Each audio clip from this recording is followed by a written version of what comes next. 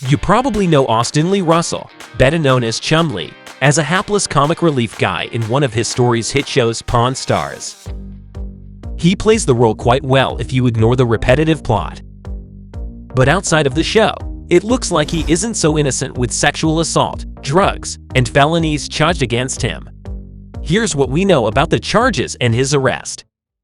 Chumlee's house was raided on March 9, 2016, with a search warrant, as part of the investigation over the sexual assault allegations. Authorities discovered marijuana, methamphetamines, and firearms inside his home in Las Vegas. He was then promptly arrested by the authorities. Much of what the police found at Chumlee's house is what is typically found at other celebrities' houses as well, including a stripper pole. But there were also other things that aren't very typical. There wasn't a single gun, but multiples of them, numbering in dozens and more, and only 4 of them were registered. Besides guns, the cops also discovered large quantities of drugs and paraphernalia, which could only be found at a drug dealer's house.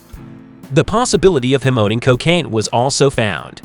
A total of 19 drug charges were filed against Chumlee by Las Vegas Metropolitan Police, while the sexual assault complaint remained open. What are you looking to do with it?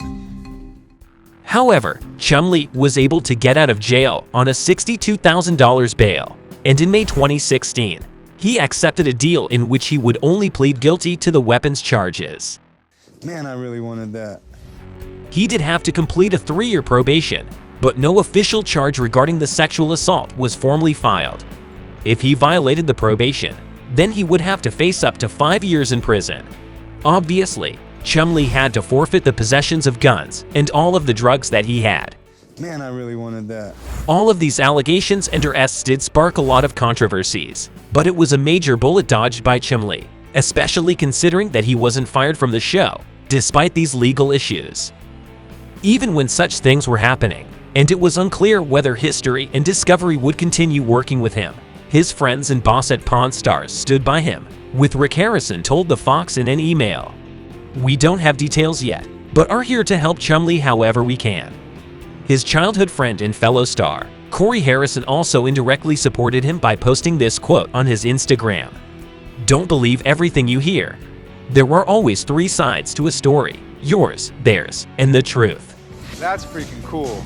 However, this isn't the first time Chumlee was involved in something unlawful. In 2012, he was seen in a bloody fight with an unidentified person in the middle of Hollywood Boulevard. Chumlee was hanging out with a few of his friends in front of his Rolls-Royce when they were approached by a man. It can be seen in the video that he was saying something to the group, and after some time, he gets punched in the face, dropping to the floor with blood pouring out of his face. So what happened? Chumlee said that he was harassing the group, demanding to ride in his Rolls-Royce. After they refused his demand, the man threatened them that he would pull out a gun. So, when he was reaching out in his pocket for something, the group immediately took action. They then got into the Rolls-Royce and drove away from the scene. Thankfully, nothing serious happened this time, and the worst-case scenario was avoided. For some reason, Chumlee was declared to be dead, and a lot of people believed it. In May 2013, Internet Chronicle, a not-so-trustable site, claimed that he had died from a marijuana overdose. It was nothing more than a rumor. Not only is the news false, but death from marijuana overdose is also impossible in the traditional sense. The overdose alone isn't capable of killing a person. Similarly, in March 2014, another false rumor popped up that Chumlee had passed away from a heart attack. At least they tried to make it a little bit realistic this time, but again it was only a hoax.